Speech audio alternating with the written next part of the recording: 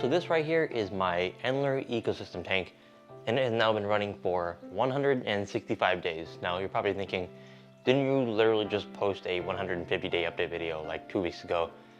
And the answer is yes, I did. However, there's been some more things that have happened since then, and actually some things that I have made to this tank, some key differences that I didn't really mention in that video that I kind of want to go over. And a lot of it has to do with the weather change, and there are some changes that I've made to this tank that optimize it for hotter temperatures, and I kind of just want to go over that a little bit. So if you're somebody who lives in a hotter climate, or maybe you're in North America and summer is coming around the corner and your climate parameters have changed and whatnot, maybe pay close attention. And if you're someone who maybe none of this applies to you, feel free to stick around anyway, because you know, we love having you here. So yeah, let's get into it.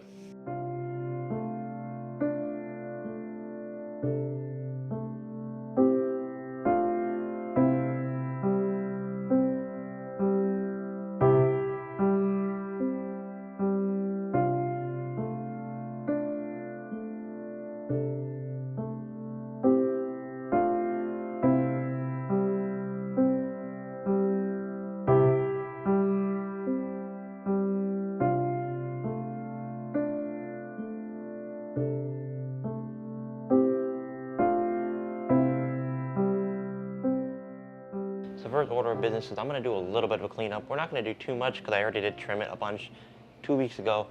And on top of that, we're also going to purge some of this frog bit because I do think the Sagittaria is having a hard time growing. I did cut it a little too short last time, in my opinion, so I think it's kind of struggling as a result. So we're going to try to give it a little bit more light. So yeah.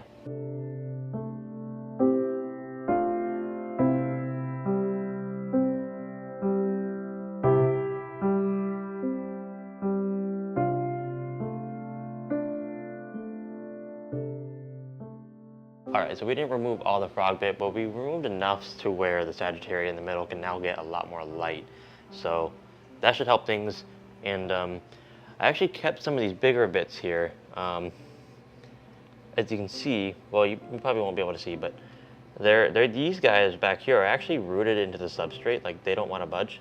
And I kind of want to keep them there because when the frog bit reaches to the bottom, it actually increases its chance of getting flowers. And as you can see, these guys are getting nutrients from the soil, and they're a lot bigger than normal. Some frog bit in my gourami community tank. As you can see, these are huge. These are rooted into the surface, and they're just massive. And we have had flowers in here before.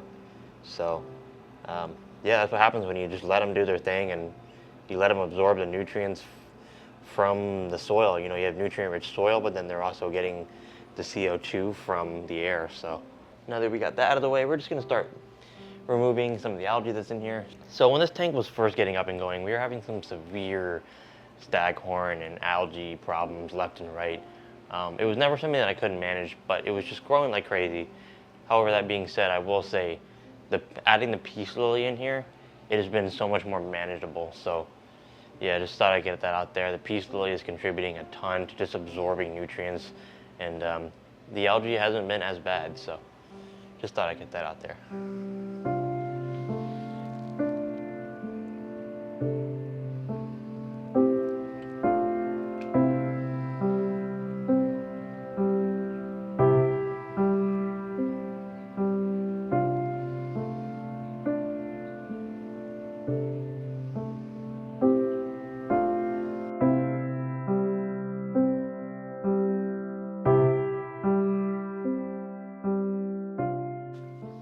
So this right here is a patch of algae that's growing on the driftwood that I actually favor. I actually really like the way it looks.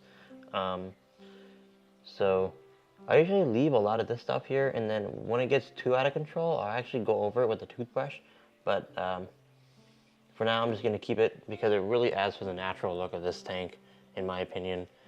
I know some people try extremely hard to remove algae entirely. I'm someone who wants to keep it at bay, and I believe that your tank is somewhat balanced and it's not out of your control.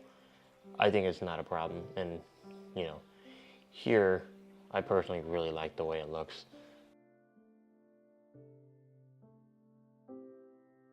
So this next segment of this video is relatively important. Actually, it's very important. And that's the importance of agitating your water, especially in these hot summer months. So we, at least here in the Midwest, we're approaching summer, and summer is coming really quick. It's a lot hotter sooner in the year than it usually is. And yeah, I mean, it's been like 90 degrees Fahrenheit here in May, which is honestly just insane.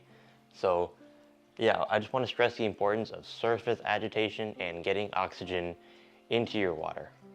So one thing that goes over a lot of beginners' heads, and one thing that actually a lot of people that have been in the hobby for a while sometimes don't even realize, is that the warmer your water is, the less dissolved oxygen it is able to hold. So because of that, as the water gets warmer, and obviously ideally you want to keep your water temperature the same, but sometimes that is just simply out of your control. Maybe your AC goes out and it's 90 degrees out.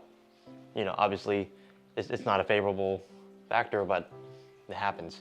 So this is where I want to stress the importance of surface agitation, so you can just alleviate potential issues.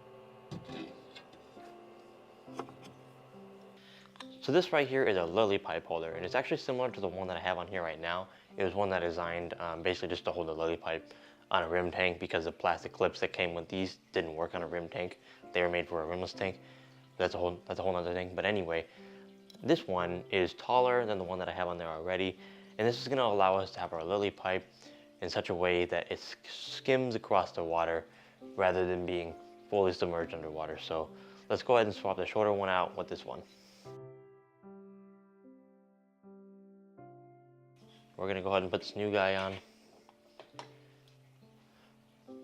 And there you have it, our simple solution that allows us to skim water across the surface with a steel lily pipe outlet on a rim tank without cutting any of the lip.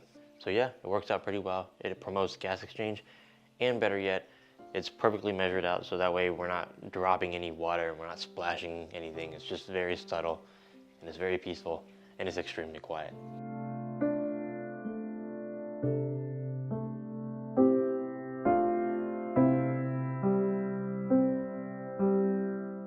So there you have it. There is my simple solution to get surface agitation in this tank. Now obviously this method is sort of exclusive to people who are using lily pipes or canister filters, but if you're not running a canister filter, there's still other ways that you can get oxygen in your water. It's actually rather simple. Things such as like an air stone, a hang on the back filter, or maybe even a sponge filter. You can use a sponge filter with an air stone inside of it. Not only does the surface agitation help the fish get more oxygen than they need, it also benefits plants as well, and it can actually benefit plant growth as well, because they are getting all the ambient gases they need, such as carbon and nitrogen that might be floating around in the air. So it really is a win-win, and honestly, you could be doing this around the calendar, not just in the summer. So the next thing that I want to do is I want to get a light on this peace lily. Now, as you can see, it's pretty well lit now, but that's actually because I have a studio light that I use for recording my videos. Yeah, see? Now, obviously, I'm not running this 24/7. So I want to come up with a solution for just getting light on here, and maybe we can get this to perk up a little bit, because it's just always droopy. And yeah, I want to mount a light like right here on this wall, and I think that'll help out a lot.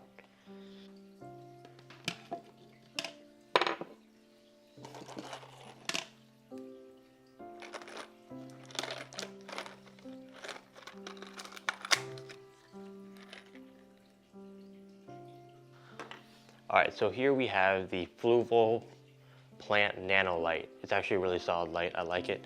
And normally you attach it to this bracket right here, and this is to put it on a rimless tank. However, this is a rim tank, but we're actually not even going to put it on the tank. I'm going to mount it to the wall. We did find some studs back here, so we should be able to mount it pretty sturdily. So we should be able to mount it pretty securely. Here we have a couple of self-drilling hex screws with some pre-installed washers on them, and yeah, I think this should go over pretty well. As you can see, this light has a little strip here, and I'm just simply going to put a screw in there. We'll put two in there, and just we'll have it like so, and it should be secure now.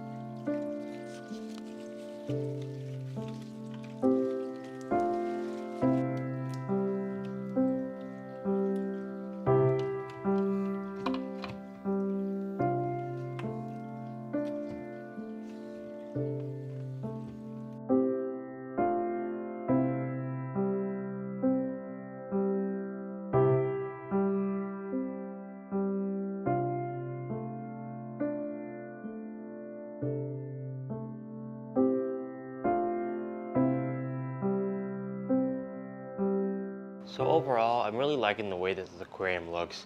It's grown in beautifully, and I would say one of my favorite things about this is just the different gradients of color that are, throughout the aquarium. Most of my aquariums that I've had in the past, they've always been just extremely green, like just dark green, nothing but green. But this one, obviously there's brown, there's reds in there because we have all the crypts, and it just looks awesome. And I want to contribute to that even further. So over here in my low-tech aquascape, we have some red tiger lotus that I've been holding on to for quite some time.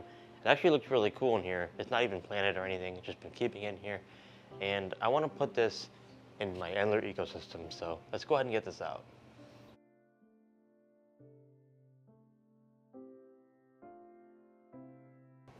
So I don't have anything very specific planned, but I was thinking maybe we can put one in the foreground here amongst this dwarf Sagittaria, just kind of wedge it between these two rocks.